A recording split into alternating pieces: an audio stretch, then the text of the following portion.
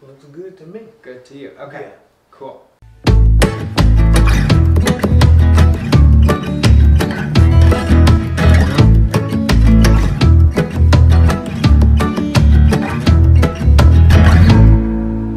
Well, hey everybody, and welcome to the Quarter Life Crisis Project in this installment of RyCurious, where we talk to people from all walks of life who have different perspectives and talents to share. Today I'm joined by Tim Thompson. Tim is a local photographer here in the Winston-Salem area who has taken some really awesome photos of lots of different people, including yours truly. Tim, thank you for joining us and being here. Thank you for having me. Absolutely. So I want to spend a little bit of time talking about your work and what you do. I think people who are watching will be interested in learning more about photography and the talent you have. So I want to spend a little bit of time talking about just your craft and your work and what people who aren't professionals wouldn't know about photography, just to broaden people's horizons. Yeah. But I also want to talk a little bit about you and what makes you interested in it and why you find passion in it, and you could share that energy as well. So. Okay. Well, what actually got me passionate about photography is, we were coming up in that day and age to where we had all that technology, at our fingertips, and then you start seeing new apps and stuff pop up, and then I got introduced to Instagram, and at that point it was like, man, you could see what people were creating all over the world, and that was kind of cool, and it kind of brought and hit home with me a little bit. It's like, man, people are out there actually living their lives, taking these amazing pictures, having fun, and so I kind of reflected and looked back at my life, and I was like, okay, well, hey, where's all the pictures of me having fun? So it was like, a little bit of FOMO. Yeah, a little bit of things. So it came to the point where I went back and I was asking my mom and, hey, why are there so little amount of photos of me? And they told me that when I have an older sister, so they told me that when it was just them, they got married young, my mom and my dad, and they were saying they had more time. They had more time to take pictures of her, and then when it came to me, there was less time. So it was The like, youngest child. yeah, so it was less time, so I got less photos. So I told myself, okay, when I have children and stuff, I want to be able to take as many photos of them as I can.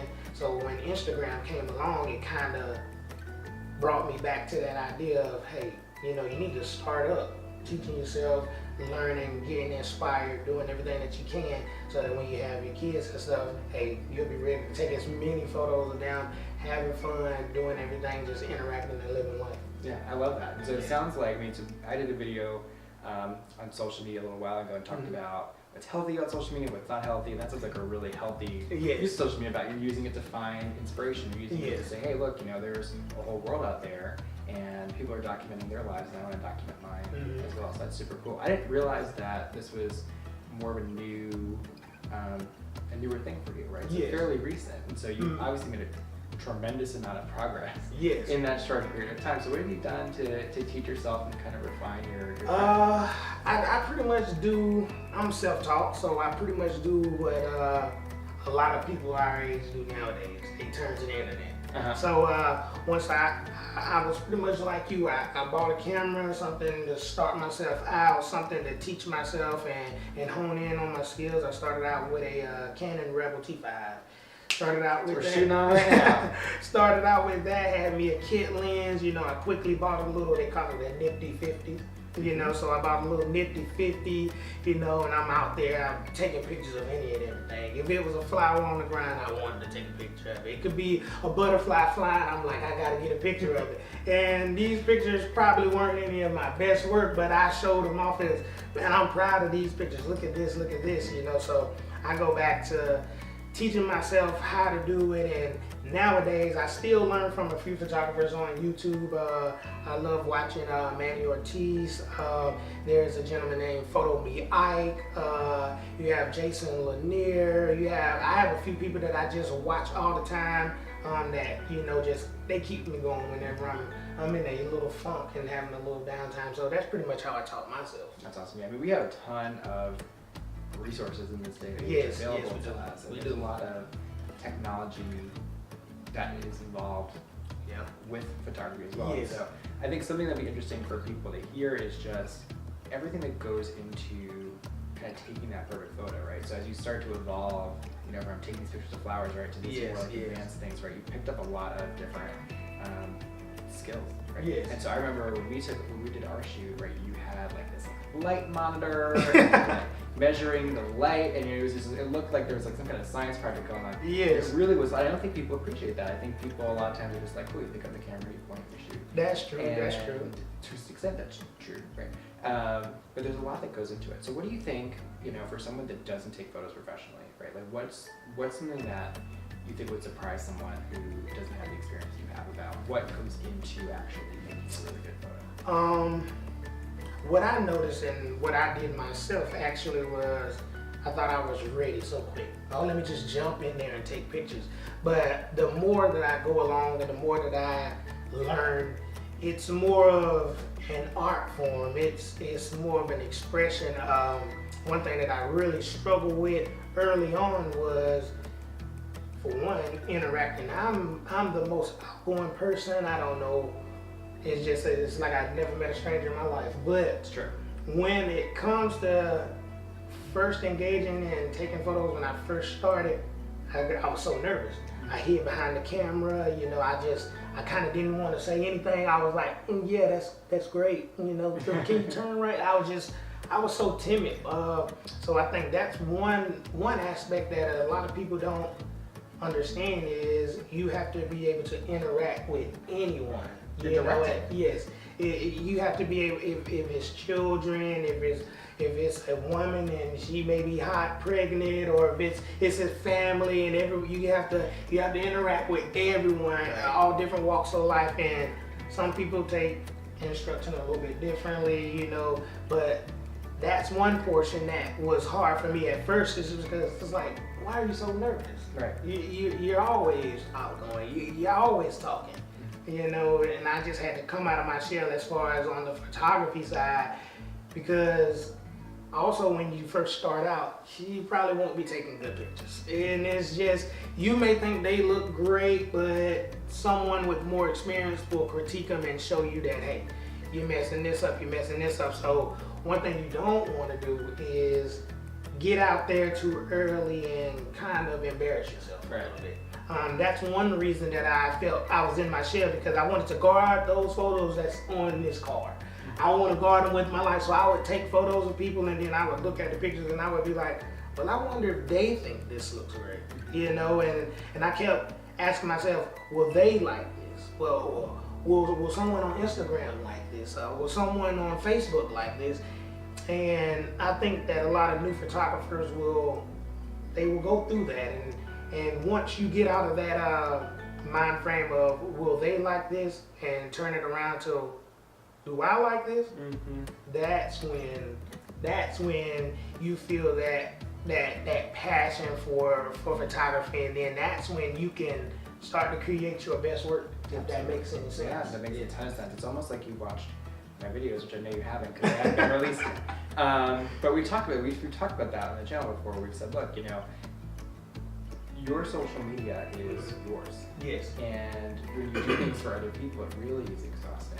Yes. You know? Yes. And it takes a lot out of you to try to anticipate what you think other people are going to want from you, and it just wears you down. I think the more you start doing things for you, and if you find fulfillment in them and you're proud of it, then that's what it is. And we had a conversation just before we started filming where we were talking, and I was saying, hey, you know, I'm really struggling with getting everything set up right, and I don't know if this looks okay, and whatever, right? And you say it's relative. Yes. Right? It really is kind of in the eye of the beholder. That is true.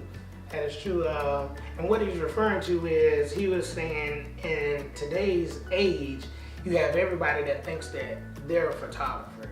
And I told him, in my opinion, you are what you think you are. And what I mean by that is, if you can pick up your iPhone or your Samsung or a DSLR camera, or no matter what the brand, if it's Nikon or Canon, if you have something that you want to share with the world, and you want to photograph or you want to film and make a video of, and it's something that you're proud of and that you want to share with the world, at that point, if it's photography or if it's videography, at that point, you are what you want to be. You're a photographer in my eyes, because you have something that you've created and you've dedicated your time and your love and your effort, and to me, that's what makes you a photographer or a videographer, for an interviewer, and just, you know, whatever the case may be. Yeah, I think that sounds right. I think a lot of times we feel like we have to like wait for permission to like call ourselves a photographer or call ourselves a YouTuber or whatever that we think we want to get into. You just have to do it. As soon as you're doing it, you're it. Yes, so I think it's a great perspective and a great way to look at things. I want to talk a little bit more about you and your stuff. So what has been, except for my photo shoot, obviously, what has been your favorite shoot to date and why? Actually, my favorite shoot to date was at a meetup. It was a meetup with about 15 photographers maybe, and we had maybe 5 to 6 models. Was this in the school? Yes. So man, I go. I couldn't go. Yes, and so the reason I say it was one of my favorites. See, I love mixing grunge with beauty, you know, and there was this one model there, and we went to an abandoned school. It was all burned and broken into, and the scene just was right. And we all show up, and it was hosted by a guy named Kimani Styles. You can look him up on Instagram at _STYLZZ_. Believe that's how you say it. Look him up. I'll link his profile, your profile as well, and some of the shoot, the photos that shoot. It's really, really cool. Yes, he put together this nice little meetup, and a few of us showed up, and for a long time it looked like it was going to be photographers taking pictures of photographers because there were no models, and we were like, well, you sure you're going to get some people to show up? And we stayed patient, and then the models started to trickle in, and so then we ventured into this old abandoned burned school, and we did some exploration, and we stumbled across this beautiful stage. It was this beautiful stage, and then this model showed up with this nice red hair with this old tattered wedding dress. Man, it was beautiful. And so the light was coming in perfect, and you know, everyone got some great shots. But to me, the contrast between the grungy style and then the beauty of the model, it made for a great shot to me. Very unconventional. Yes, it was. Unexpected. It was, and you know, the guy Styles puts on some nice meetups. You know, I would invite anybody in the local area to visit his profile, because he always says when he's having a new meetup, and come on out and have fun. And how important do you think that is? Because I think one of the things that you do, that he does, that I appreciate, is he creates these avenues for other people who create to co-create together. And I think that's really important, because you know, there's only so many opportunities we have individually. And so talk a little bit about the process of bringing people together, and just how sharing the ideas works, and why you think it's important. Yeah, so I think it's important in any field, no matter what field you're in, to network, because one door that I may be able to open, you may not. Right. And vice versa. You may be able to reach out and pass along some information, whether it be a business card, or whether it be a phone number, or whether it be a website. And then that in turn brings in more business for me, you know, and then I'll return the favor. It's just a big networking group, and I always think that's important, especially in photography, because photography is more of a word of mouth type of business. It starts with one great client, and then he puts you on YouTube, and now his friends say, hey, you know, I seen a photographer that you were with, and then it's a trickle down effect, you know, see, boom, free plug, you know. So that's exactly what I mean by it. It's just an effort for everybody to be able to elevate all of their skills, elevate themselves, and bring people up with them. So to me, networking is really important. That's awesome. So what for you, so you talk a little about your favorite shoot to date. Yes. What is, what's like your dream shoot? Like if you have there's no budget, you can work with any model you want, you can go anywhere you want, like what's the dream shoot for you? Dream shoot. When I seen this question, and you posed it to me, and you gave it to me, I said, I'm not even gonna answer that question. I want that one to be on the fly. I don't want it to sound staged and made up. I want it to be something really, you know, really genuine. So give me a moment to think. Yeah, take your time. Yeah. We can cut all this out. Take Take 5 minutes if you need to. So back to this dream shoot. Yeah. Yes, back to this dream shoot. Let's think about somewhere that I've always wanted to go.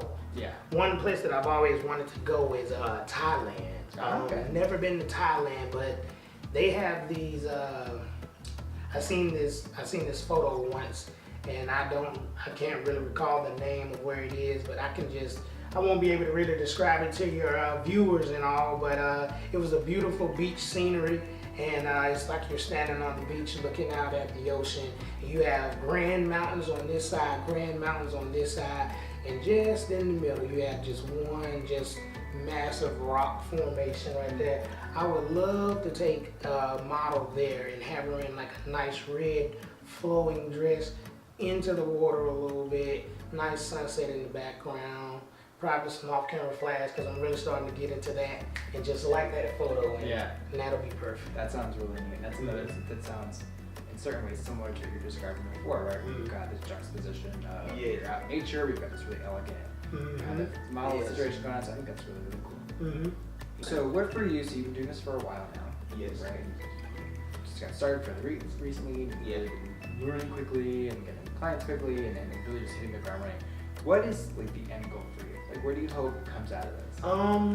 The end goal would be able to support myself and my family with photography, because they say if you do something that you love, you'll never work a day in your life, and that's what I truly believe. Like, whenever I'm out and I'm doing my photography, I'm having a great time. I'm in the moment, I'm in my zone, and time just ticks away, hours can go by, and I'll be like, oh man, are you tired? Are you good? Yeah. You know, and it's just like, oh, you don't have to be somewhere, do you? You know, so I feel like being able to support myself and turn it into a full-time job would be perfect. Yeah. That would be the dream.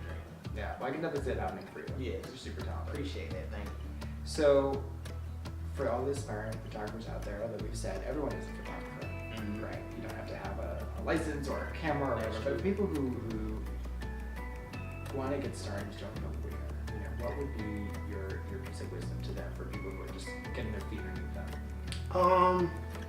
I would say pretty much start out the same way I did. I would say reach and grab any information that you can, whether it be in books, whether it be online, whether it be in videos.